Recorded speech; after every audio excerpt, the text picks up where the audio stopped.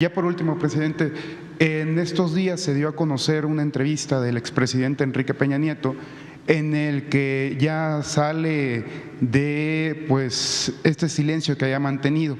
El expresidente Peña comentó que sostuvo incluso una llamada con usted el 15 de diciembre del 2023.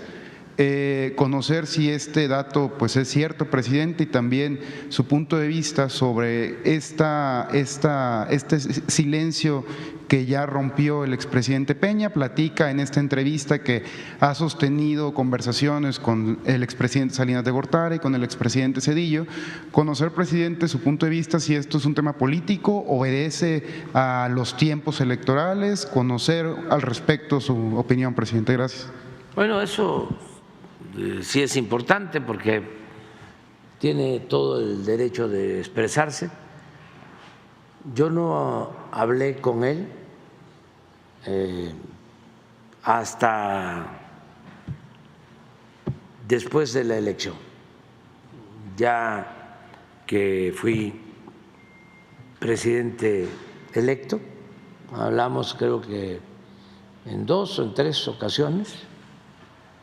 Personalmente estuve aquí en 2 ocasiones y luego lo invité a la casa y comimos 3 veces. Y por teléfono en ese entonces sí, como 2 o 3 veces, porque estábamos viendo lo del tratado y lo de la transición. Eso es básicamente, ¿no? Y platicamos, incluso aquí lo cuento.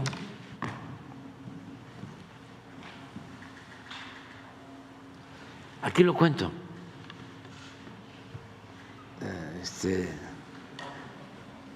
En la elección del 18, en la parte de cómo estuvo la elección del 18 y cómo le agradecía a él que, a diferencia de Fox y de Calderón, no se metieron abiertamente para influir en la elección en contra mía. Fox hasta lo reconoce, lo ha confesado cínicamente. Y además se probó una vez, y aquí también está,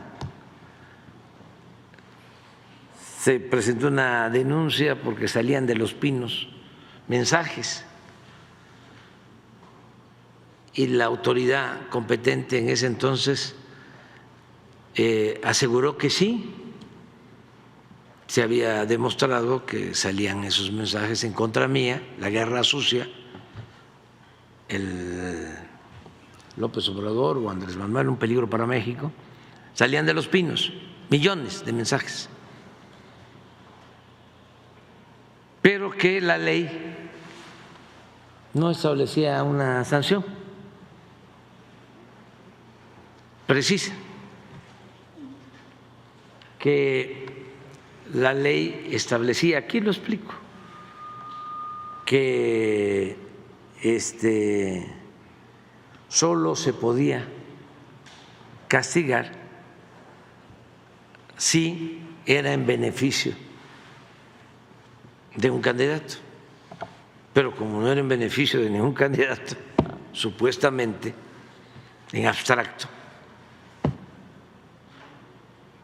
pues no se podía castigar. Así que aquí está la resolución incluso.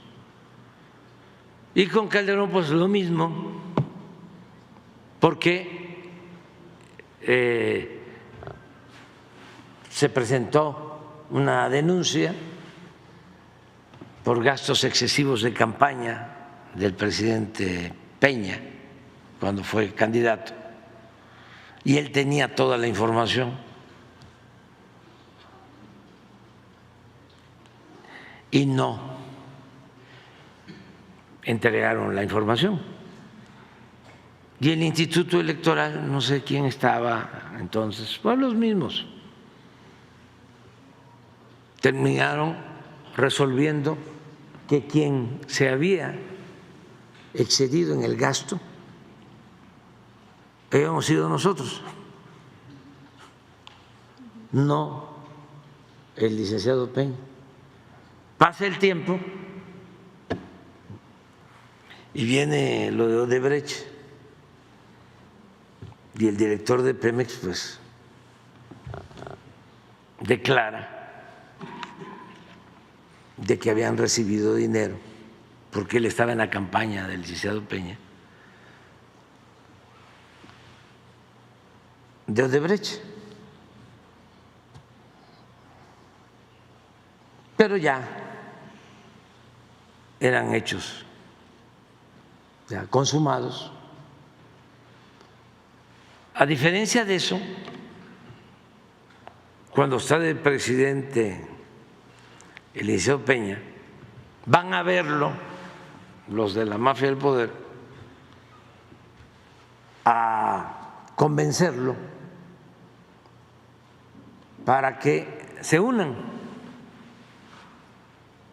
porque yo creo que esto sí lo podemos decir. Cuando nos robaron la presidencia en el 2006, se unieron dos partidos.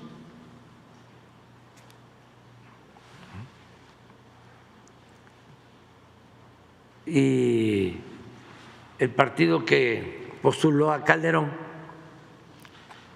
fue apoyado por otro partido.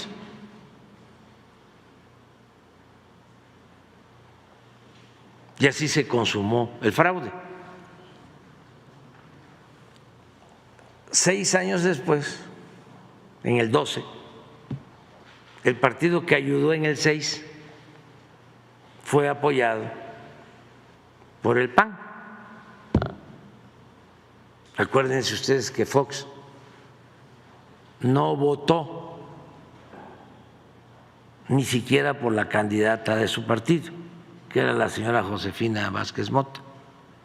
Llamó a votar por el licenciado Peña Nieto. Entonces, como ya venían haciendo ese acuerdo, esos enjuagues, cuando viene la elección del 18 y empezamos nosotros a crecer, pues ya estaban envalentonados y además ya sabían cuál era el camino, ¿no? Unirse. Entonces fueron a ver al licenciado Peña, aquí está en el libro, a decirle que de los dos que habían, declinara uno y que se unieran. Pero no sé si el licenciado Peña hable de eso. Este grupo que estaban muy engallados, muy empoderados, que se decían los dueños de México,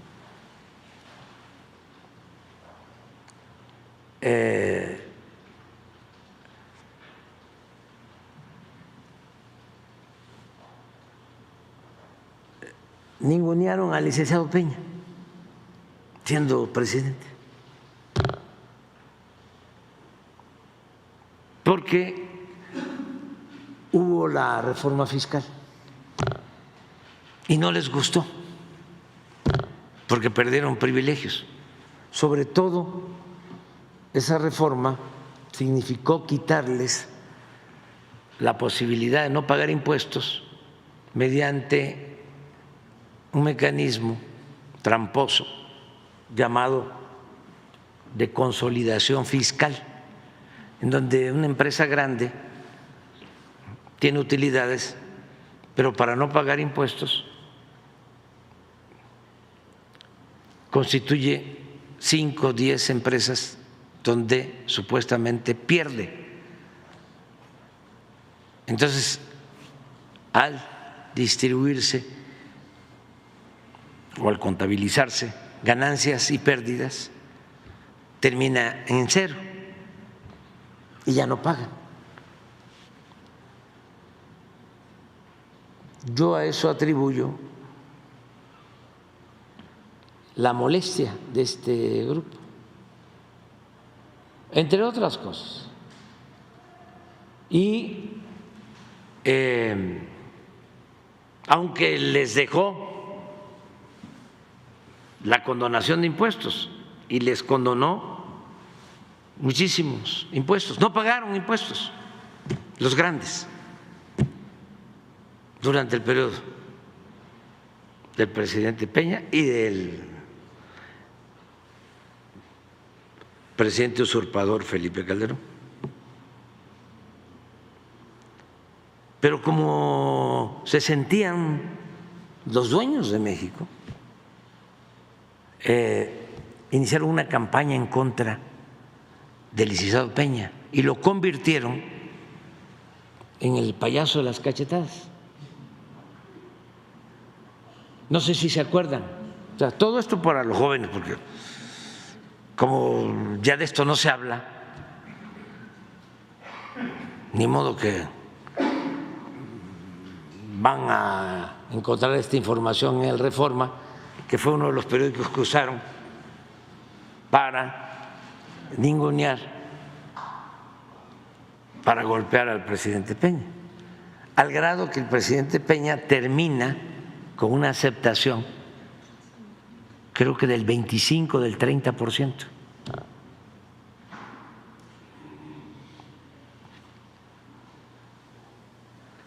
Pero como son muy hipócritas, muy cínicos,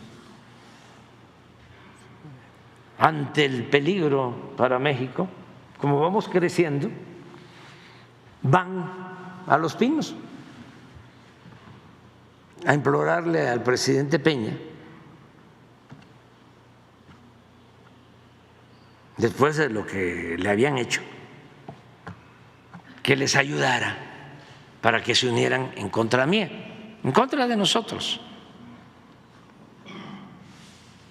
Y el presidente Peña dice, pues yo no me puedo meter. Primero querían que declinara uno y que quedara el más cercano a ellos ideológicamente, porque también hay matices, no es lo mismo uno que otro. Y ya después, en la desesperación, porque echan a andar también guerra sucia,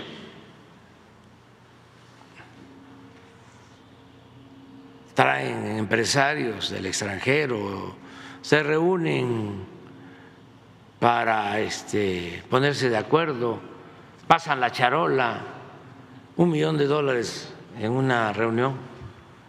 Lo tengo documentado, aquí está.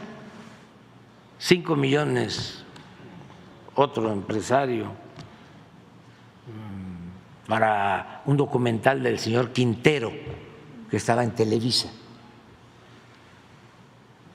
Ahora debe andar por Univisión, ¿no?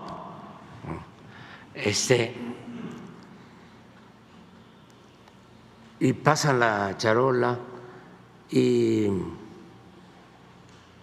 van, y fíjense, en la desesperación, dicen no, y van todavía y le proponen a Eugenio Derbez que quitaban a los dos, y mi garganta profunda me dice eso y digo, lo voy a poner, pero en el libro, porque yo no puedo decir mentiras, pero voy a cuidar de que no tengo elementos. pero que se dice. Y resulta que hace poco Eugenio Derbez dice que es cierto.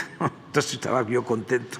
Decía, bueno, porque lo mejor es la congruencia, la honestidad y también la honestidad intelectual. Pero lo que sí probé es que llegaron en la desesperación a plantearle a Carlos Slim que él fuera el candidato. Y eso sí lo afirmo porque le pregunté antes de, oye, ¿es cierto que te propusieron? Sí, pero no te puedo decir más. No quiero más, ya con esto tengo. Entonces todo eso lo cuento. Entonces, ¿qué le agradezco al presidente Peña? Que a diferencia de Fox y de Calderón, que supuestamente significaban el cambio, él no se prestó para que se agruparan con un solo candidato. De todas maneras, hubiésemos ganado, pero no iba a ser tan fácil.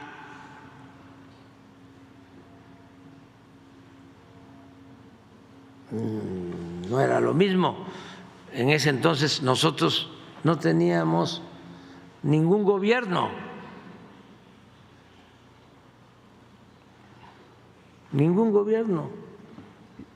Habíamos obtenido en la elección intermedia, creo que 8% de votación. Fue a pulso, puro pueblo. ¿Por qué estamos aquí? Por el pueblo.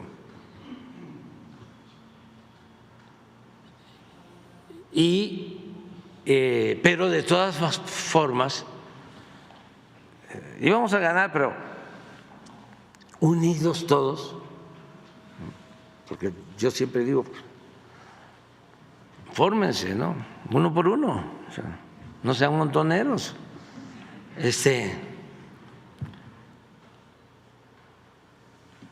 Y a lo mejor no hubiésemos ganado mayoría en el Congreso. Y es importantísimo tener la mayoría en el Congreso, sobre todo la mayoría simple, en el caso de la Cámara de Diputados. ¿Por qué? Porque es la Cámara de Diputados la que aprueba el presupuesto. Es función exclusiva de la Cámara de Diputados aprobar el presupuesto. Y si se tiene el respaldo para la aprobación del presupuesto, entonces se pueden destinar los fondos del presupuesto, que es dinero del pueblo, al pueblo. Si no, era lo que sucedía antes. ¿Quién se quedaba con el presupuesto? Los mismos. Habían moches, también para los jóvenes. Algo increíble, los diputados que no tienen función para ejecutar obras recibían presupuesto. Si el diputado está para legislar, pues les daban a los diputados sus oficios de inversión, manejaban el presupuesto para construir, reparar calles, banquetas, unidades deportivas, todo el presupuesto de la cultura. Iban los diputados que recibían esos moches con presidentes municipales, con gobernadores. Aquí tengo esto autorizado aunque fuese un diputado de la Ciudad de México, podía ir con el gobernador o el presidente municipal de cualquier municipio, cualquier estado. Nada más que le decía al diputado, necesito el 10%, el 10%, el moche.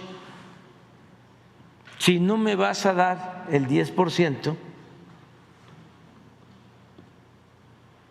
no te preocupes.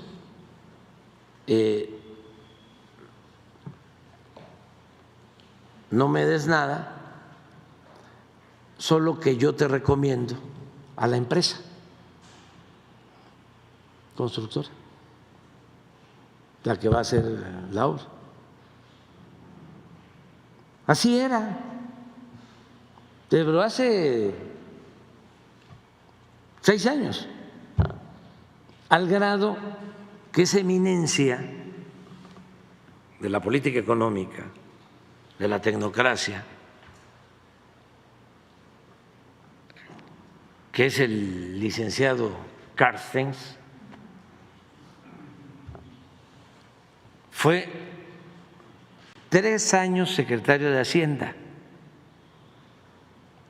y 3 años consecutivos sacó por unanimidad el presupuesto.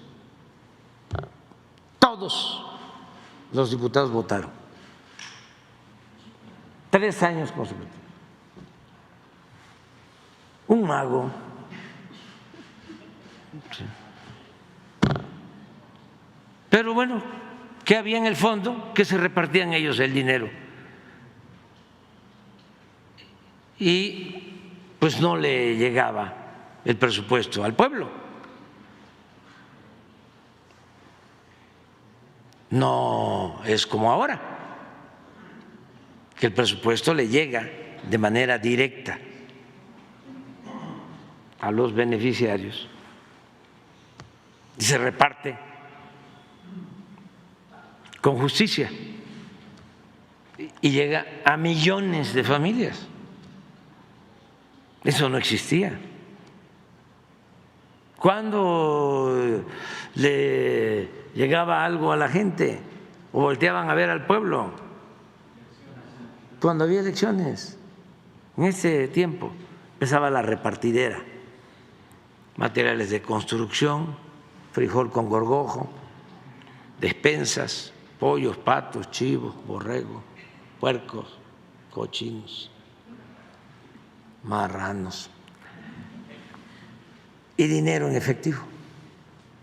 Esa era la democracia. La democracia de la apariencia, porque lo que existía realmente era una oligarquía con apariencia de democracia. Era una minoría que dominaba, que tenía confiscados todos los poderes públicos. Entonces, es un proceso el que se tiene que ir haciendo de limpieza. Ya comenzó, va a llevar más tiempo, porque fueron 36 años. El porfiriato fueron 34. ¿Cómo costó desmantelarlo? El asesinato de nuestro apóstol de la democracia, Francisco I. Madero, la Revolución Mexicana, 1 millón de vidas por violencia, por pandemia, por hambre. Nosotros tenemos que celebrar todos que esta transformación la estamos haciendo de manera pacífica, sin violencia. Claro que rechinan y seguirán rechinando porque pues quisieran, ¿no?, que se mantuviese el mismo régimen de corrupción,